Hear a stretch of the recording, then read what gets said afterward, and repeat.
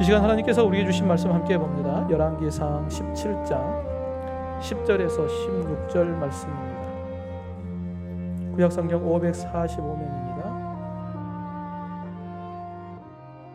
그가 일어나 사르밧으로 가서 성문에 이를 때에 한 과부가 그곳에서 나뭇가지를 줍는지라. 이에 불러 이르되 청하건대 그릇에 물을 조금 가져다가 내가 마시게 하라. 그가 가지러 갈 때에 엘리야가 그를 불러 이르되 청하건대 내 손에 떡 한 조각을 내게로 가져오라. 그가 이르되 당신의 하나님 여호와께서 살아계심을 두고 맹세하노니 나는 떡이 없고 다만 통에 가루 한 움큼과 병에 기름 조금뿐이라. 내가 나뭇가지 둘을 주어다가 나와 내 아들을 위하여 음식을 만들어 먹고 그 후에는 죽으리라. 엘리야가 그에게 이르되 두려워하지 말고 가서 내 말대로 하려니와 먼저 그것으로 나를 위하여 작은 떡 한 개를 만들어 내게로 가져오고 그 후에 너와 내 아들을 위하여 만들라. 이스라엘 하나님 여호와의 말씀이 나 여호와가 비를 지면에 내리는 날까지 그 통에 가루가 떨어지지 아니하고 그 병에 기름이 없어지지 아니하리라 하셨느니라. 그가 가서 엘리야의 말대로 하였더니 그와 엘리야와 그의 식구가 여러 날 먹었으나 여호와께서 엘리야를 통하여 하신 말씀같이 통에 가루가 떨어지지 아니하고 병에 기름이 없어지지 아니하니라. 아멘. 여러분, 교회 오니까 입구에 꽃이 아름답게 피어 있는 모습을 보니까 좋죠. 누군가가 수고하고 또 하나님께서 때를 따라서 꽃을 피우게 하시니까 입구가 아름답게 꽃이 피었습니다. 여러분, 교회를 오실 때마다 여러분 그 꽃들을 바라보고 또 성도님들의 얼굴을 바라볼 때마다 서로가 얼굴을 보고 웃음 짓는 그러한 시간들이 되었으면 좋겠습니다. 우리 옆에 분과 함께 얼굴 한번 지어보죠. 평안하셨습니까? 앞뒤 분과 인사합시다. 평안하셨습니까? 자주 뵐 수 있었으면 좋겠습니다. 새벽마다 뵐 수 있으면 좋겠고 또 주중에도 뵀으면 좋겠고 자주 뵈면 더 좋을 것 같습니다. 여러분, 그 쩍벌남이라고 하는 단어를 아십니까? 쩍벌남. 공공장소에 다리를 쩍 벌리고 앉아있는 남자. 다리를 쩍 벌리고 앉아있으니까 옆에 사람이 불편하겠죠. 또 앉고 싶어도 앉을 수가 없잖아요. 그러니까 다리만 조금 이렇게 좀 다소곳이 오므려주면 옆에 사람도 편하고 또 여유가 있으니까 다른 사람도 같이 앉을 수 있고 그러지 않겠습니까? 여러분, 우리의 신앙 속에서도 주님께서 내 옆에 앉을 수 있도록 우리가 우리의 다리를 이렇게 모아주면 주님이 나와 함께 앉겠죠. 그 다리를 쫙 벌리고 앉으면 주님이 앉고 싶어도 앉을 수도 없고 그러지 않겠습니까? 여러분, 우리가 세상의 것으로 쫙 벌려 갖고 있으면 세상의 것으로 가득 차면 주님이 함께 하고 싶어도 함께 할 수 없겠죠. 주님의 것으로 우리가 다소곳이 주님 앞에 서 있으면 주님이 항상 우리 옆에 함께 할 것이고 우리를 동행하실 것이고 인도하실 것이고 보호하실 것이고 지켜주실 것이고 아멘 할 때까지. 그렇지 않겠습니까? 여러분, 주님과 늘 동행하는 삶이 되기를 주님의 이름으로 축원합니다. 그래서 옆자리를 주님께 양보할 수 있고 또 누군가가 내 옆에서 나와 함께 하고 싶은 분들이 나와 함께 할 수 있는 여유를 좀 가질 수 있었으면 좋겠습니다. 여러분, 주님이 나와 함께 하심을 원하지만 우리가 때로는 쩍벌남처럼 다리를 쩍 벌리고 세상에만 이렇게 관심을 가질 때가 있습니다. 오늘 엘리야 선지자가 활동했던 시대가 마침 이와 같은 시대예요. 쩍벌남 시대 같은 시대입니다.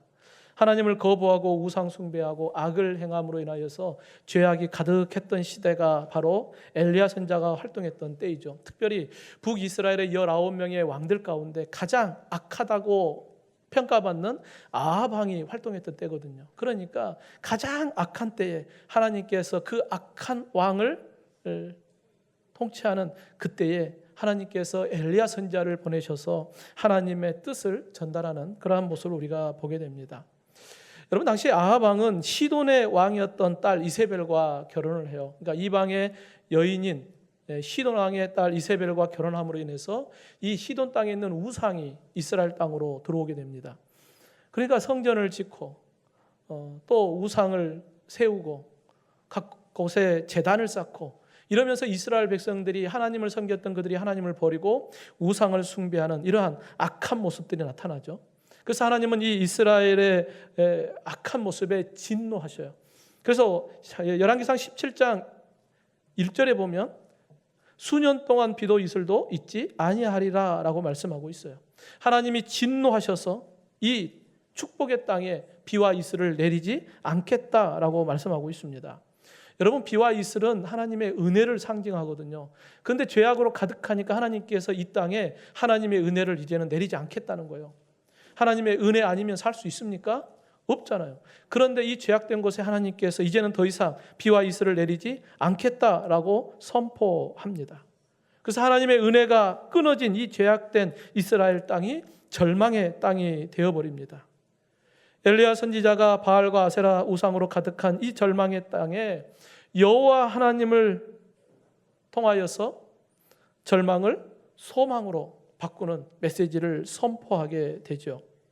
여러분, 우리가 오늘 말씀을 통하여 엘리야 선지자가 만났던 하나님, 또 오늘 예배하는 저와 여러분, 내가 만난, 내가 믿고 의지하는 하나님, 그 하나님이 어떤 하나님인가? 여러분, 지식적으로 아는 하나님 말고 내 삶에 내가 경험하는 하나님이 어떤 하나님인가? 그 하나님이 여호와 하나님이시오, 내가 날마다 믿고 의지하는 하나님이시기에 그 하나님을 붙잡고 승리하는 삶이 되어지기를 주님의 이름으로 축원합니다. 이를 위해 먼저 성도는 말씀에 순종함으로 하나님을 알게 됩니다. 여러분, 우리가 하나님을 어떻게 알 수 있느냐? 하나님의 말씀에 순종할 때 하나님을 만나게 돼요. 여러분, 왜 하나님은 이스라엘 땅에 비와 이슬을 내리지 않았을까요? 여러분, 지금 이스라엘 백성들이 하나님을 버리고 믿고 의지하는 신이 바로 바알 신이거든요. 이 바알 신은 어떤 신이냐면 풍요의 신이에요. 농사를 지어서 풍요롭게 추수할 수 있으려면 바알 신을 잘 섬겨야 한다라고 이들은 생각했던 거예요. 그러니까 바알 신은 풍요의 신이기 때문에 비도 주관할 것이고 농사 지을 때 그러겠죠. 그런데 하나님께서 이 풍요의 신 바알 신이 정말 하나님이냐, 아니면 이스라엘의 하나님 내가 하나님이냐, 이걸 보이겠다는 거예요. 정말 바알의 신이 풍요의 신인지 아니면 내가 너희들에게 풍요를 가져다 주는 신인지 이것을 알라는 거예요. 여러분, 하나님은 엘리야 선지자를 통하여 아합 왕에게 경고합니다. 1절에 보면 내가 섬기는 이스라엘 하나님 여호와께서 살아계심을 두고 맹세하노니 내 말이 없으면 하나님이 허락하지 않으면 수년 동안의 비와 이슬이 내리지 않을 것이다 라고 선포합니다. 그러니까 바알 신과 하나님 신과의 전쟁이 선포되는 거예요. 그리고 하나님은 이스라엘 땅에 비와 이슬을 3년 동안 허락하지 않죠. 우리가 잘 알듯이 이 열왕기상 17장 이후에 18장에 이 엘리야 선지자가 바알 선지자 450명과 갈멜산에서 대결하는 이야기가 이어집니다. 왜요? 풍요의 신이라고 믿었던 이 바알, 이 신이 정말 하나님이냐 아니면 이스라엘의 하나님이냐, 이와 같은 대결 가운데 그들이 아무리 바알을 불러도 아무 반응 없었거든요. 근데 엘리야가 하나님을 부를 때 하나님께서 그곳에 불을 내리셔서 하나님이 응답하시는 것을 통하여 바알을 물리치는 사건이 기록되어 있죠. 여러분, 이 풍요의 신이라고 믿었던 바알, 한번 생각해 보십시오. 여러분, 이 바알 신을 누가 만든 거예요? 사람이 만든 거 아닙니까? 사람이 조각하여 만든 거거든요. 신명기 4장 28절에 너희는 거기서 사람의 손으로 만든 바 보지도 못하며 듣지도 못하며 먹지도 못하며 냄새도 맡지 못하는 목석의 신들을 섬기리라. 여러분, 보지도 못하고 듣지도 못하고 먹지도 못하고 냄새도 맡지 못하고 이러한 신, 인간의 손으로 깎아서 만든 신, 그것을 신이라고 섬기고 소원을 빌고 하는 이러한 모습들을 바라볼 때 얼마나 어리석은 모습입니까? 여러분, 그 우상을 만드는 사람이 더 능력이 있는 것입니까? 아니면 그 조각이 능력이 있는 것입니까? 제가 생각할 때는 사람이 더 능력이 있는 것 같아요. 왜요? 사람이 깎아서 만들잖아요. 그 사람이 더 능력이 있는 것 아닙니까? 근데 그 사람이 조각해 놓은 그것에 소원을 빌고 그것을 섬기고 이러한 모습들은 얼마나 어리석은 모습인가 우리가 생각해 볼 수가 있죠. 근데 많은 사람들은 눈에 보이는 것을 믿고 의지해요.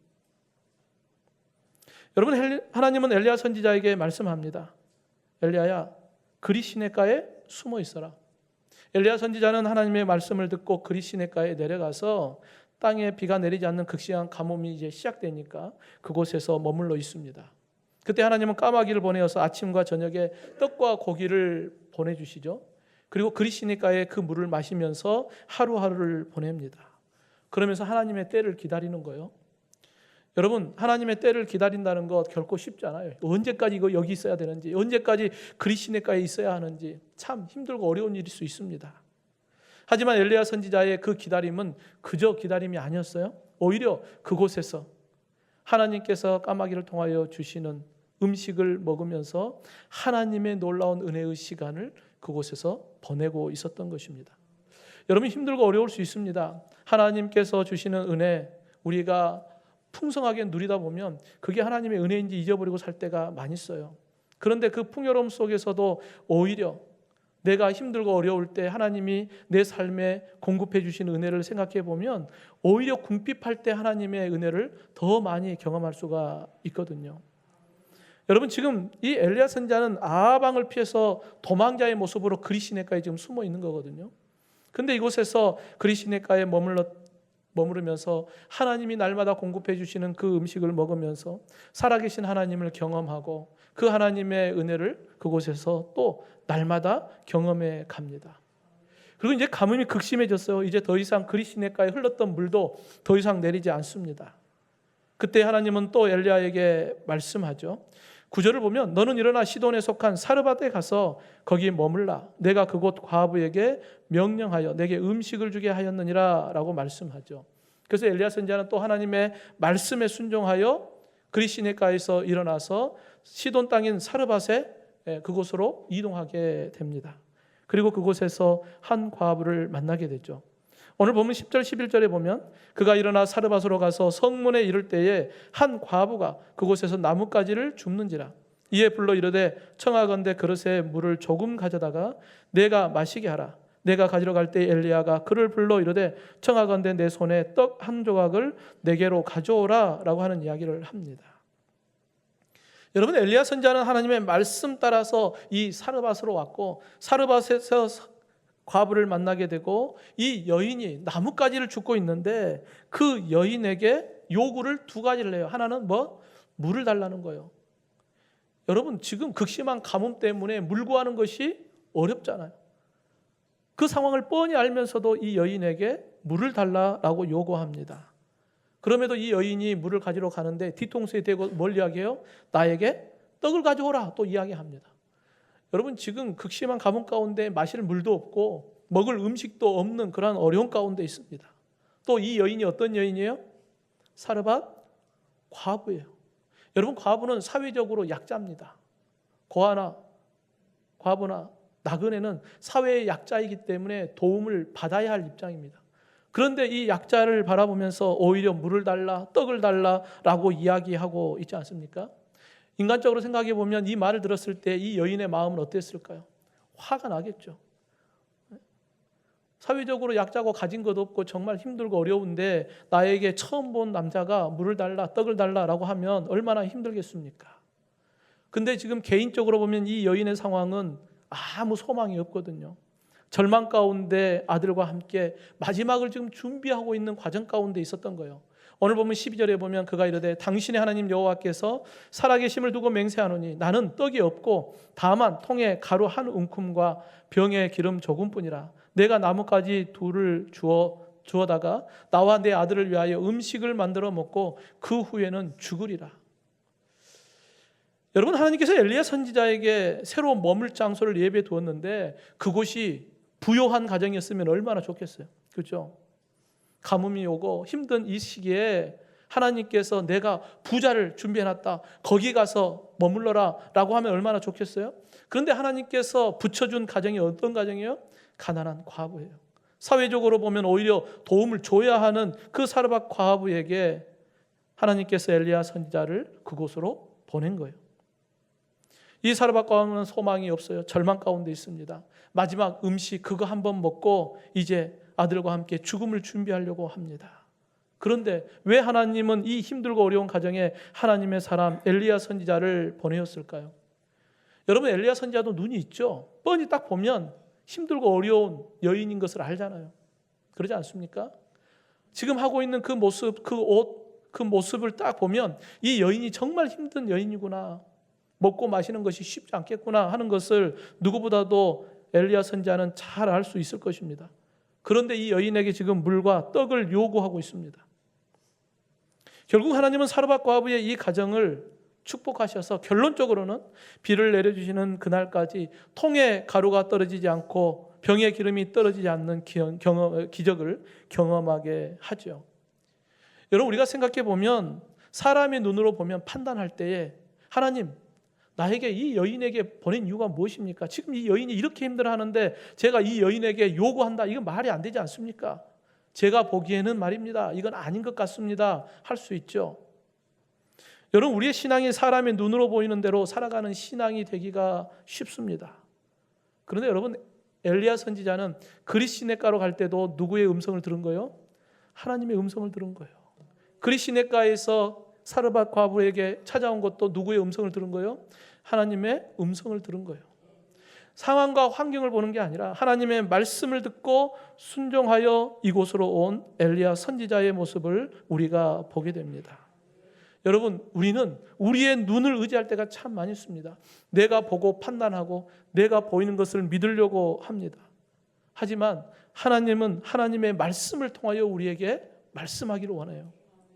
여러분, 지금 바알 신을 생각해 보십시오.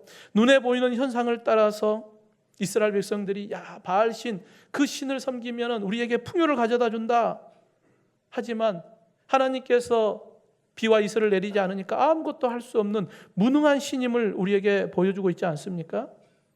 눈에 보이는 것을 믿고 의지할 것이냐, 아니면 살아 역사하시는 눈에 보이지는 않지만 우주 만물을 창조하신 하나님을 믿고 의지하며 살아갈 것이냐. 여러분, 우리는 기적의 하나님을 경험하고 하나님의 나라, 그 하나님을 우리가 소망하며 나아갈 때 눈에 보이는 것을 쫓아가는 것이 아니라 오늘도 하나님의 약속의 말씀을 믿음으로 붙잡고 나아갈 수 있기를 주님의 이름으로 축원합니다.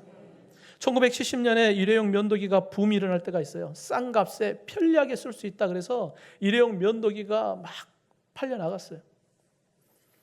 그래서 매출이 업계 1위를 넘보고 있을 때 그때 당시에 1위였던 질레트라고 하는 회사가 위기를 맞이하게 되죠.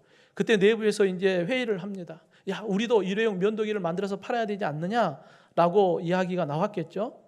근데 앞으로 어떻게 될 것이냐 연구를 하는데 일회용 면도기는 앞으로 한계가 있을 것이다라고 하는 결론을 내려요.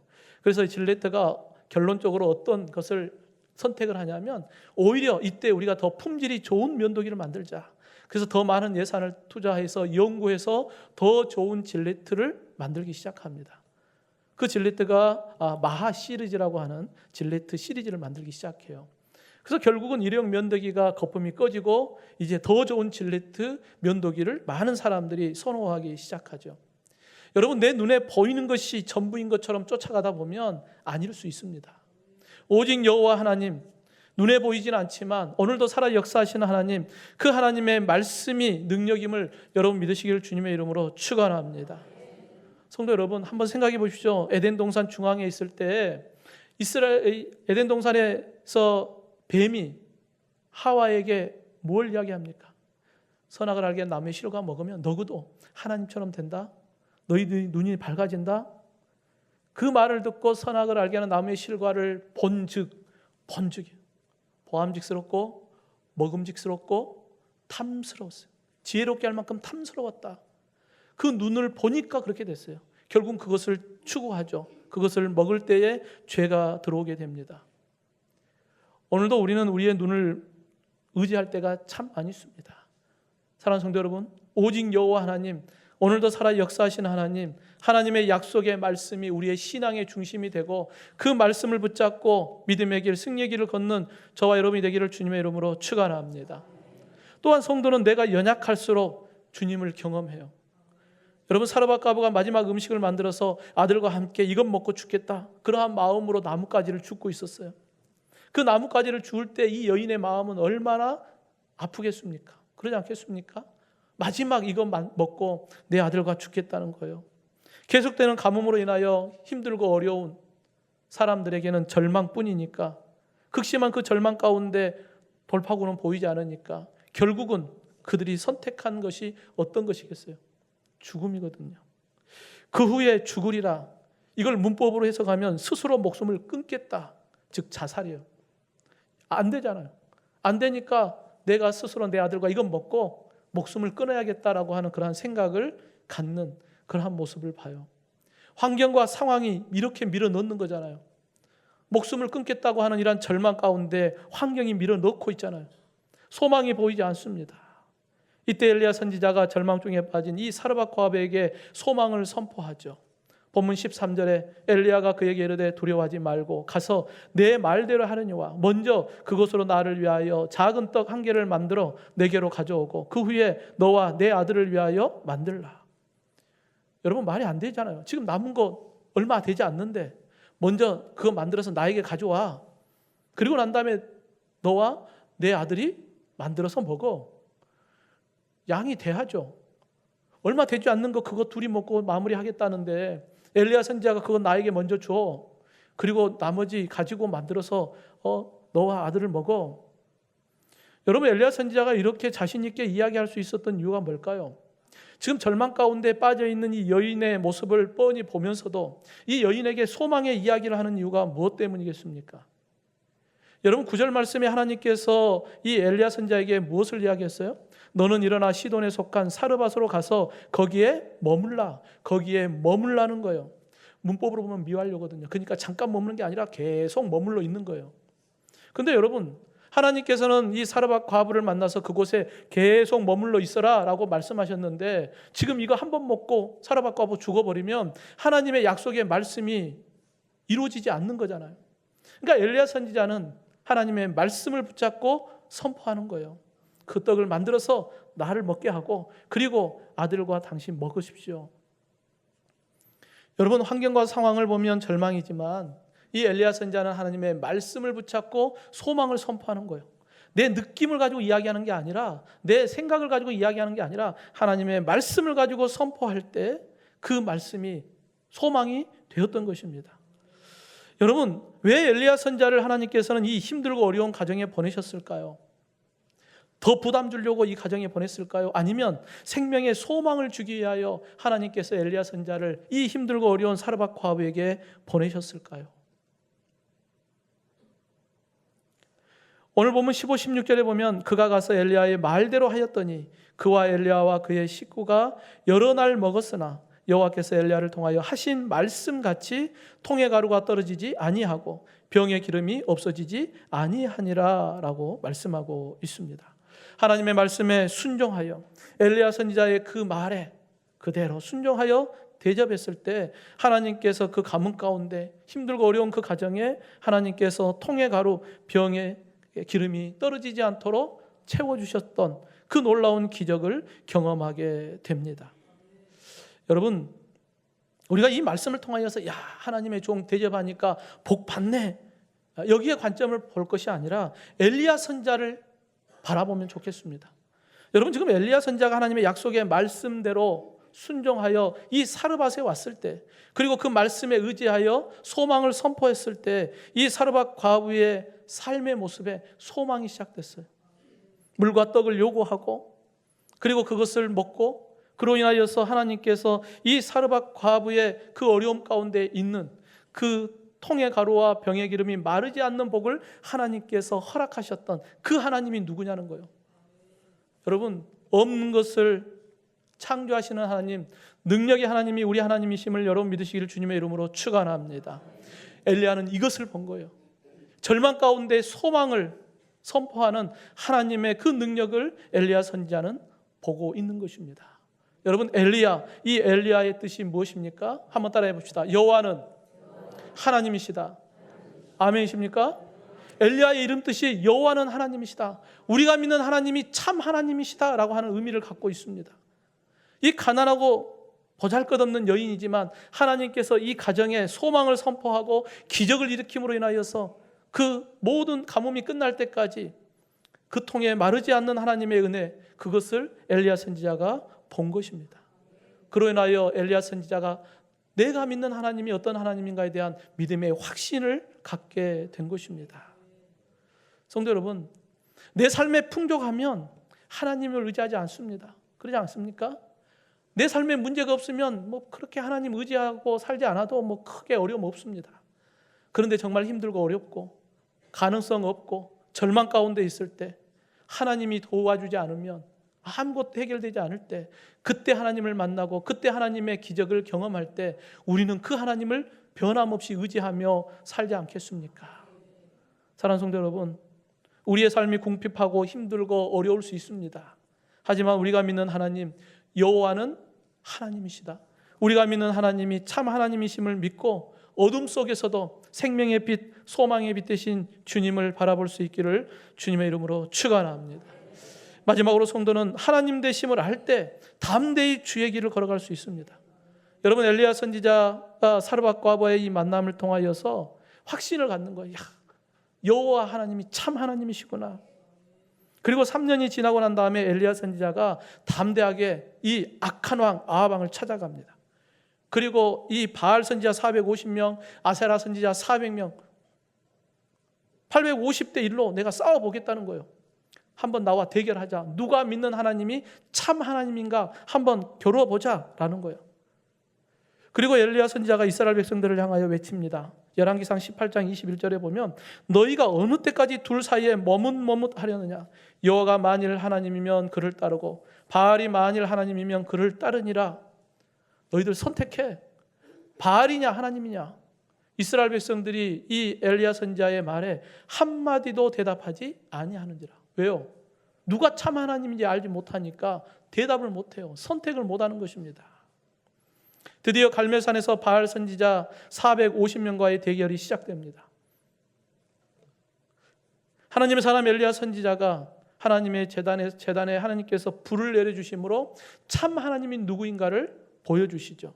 그로 인하여서 이스라엘 백성들이 그 사건을 통하여 고백하죠. 열왕기상 18장 39절에 모든 백성이 보고 엎드려 말하되 여호와 그는 하나님이시로다. 여호와 그는 하나님이시로다. 이걸 세 글자로 뭐라 그래요? 엘리야예요. 여호와는 하나님이시다.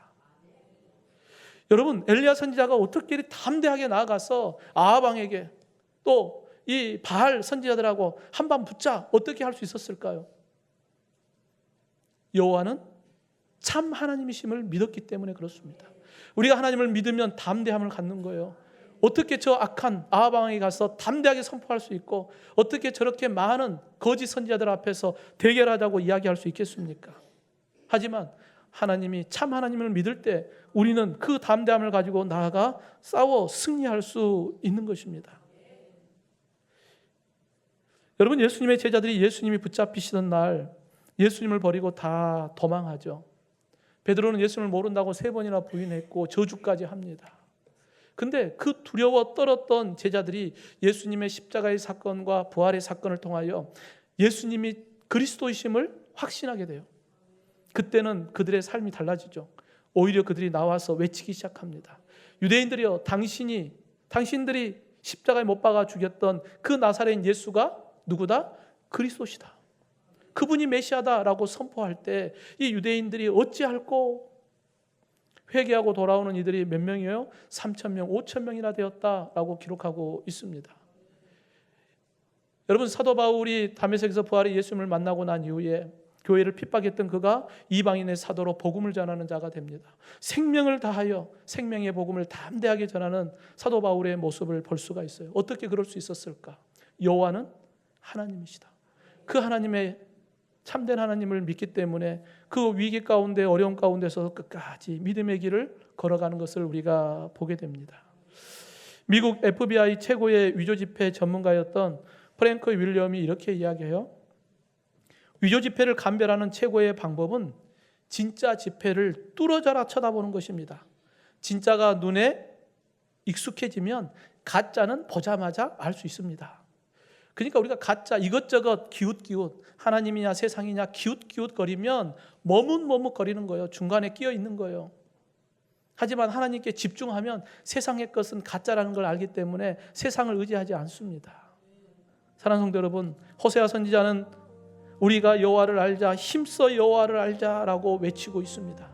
하나님을 알면 하나님을 의지하게 되어 있고 하나님을 의지하면 하나님 앞에서 담대하게 세상을 향하여 외칠 수 있기 때문입니다. 히브리서 11장의 믿음장에 기록된 많은 믿음의 선배들도 눈에 보이는 것은 절망이지만 그들은 영의 눈을 열고 하나님의 말씀을 붙잡고 소망을 선포하며 믿음의 길을 걷지 않았습니까? 그 믿음의 선배들이 보았던 건 무엇이겠습니까? 여호와는 하나님이시다.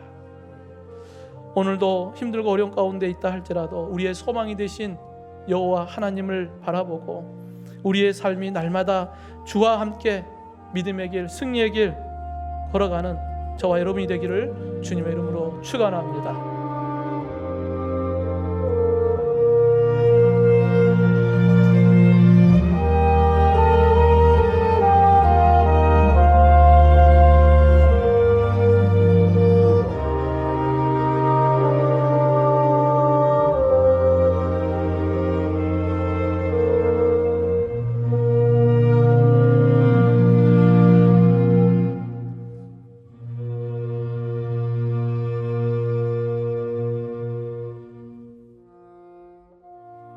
그가 일어나 사르밧으로 가서 성문에 이를 때에 한 과부가 그곳에서 나뭇가지를 줍는지라. 이에 불러 이르되 청하건대 그릇에 물을 조금 가져다가 내가 마시게 하라.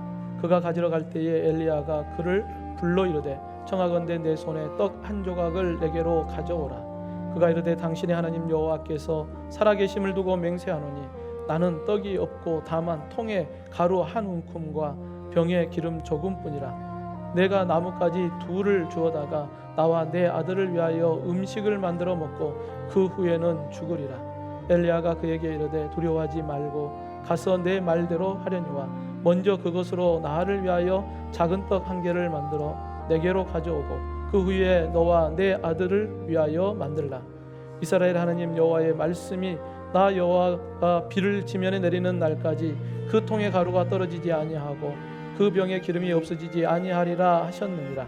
그가 가서 엘리야의 말대로 하였더니 그와 엘리야와 그의 식구가 여러 날 먹었으나 여호와께서 엘리야를 통하여 하신 말씀같이 통에 가루가 떨어지지 아니하고 병에 기름이 없어지지 아니하니라.